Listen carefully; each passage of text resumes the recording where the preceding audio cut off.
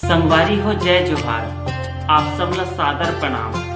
मैं आपके बीच एक सुघर कविता लेके आए हूँ।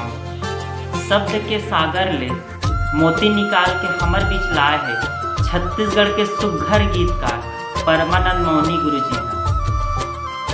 आप सब सुनाओ गुनाओ और विचार करो।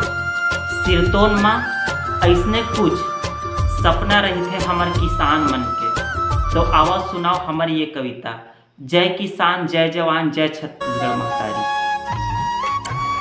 मोर बेटा हो ही त जवान गा नंगरिया बनाहूँ।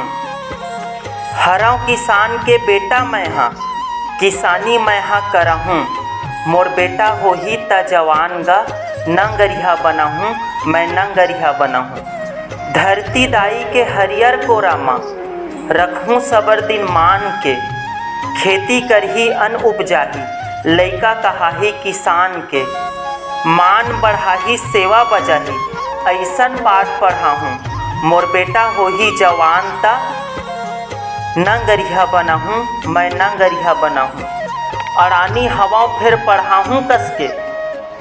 अड़ानी हवाओं फिर पढ़ाहूँ कसके।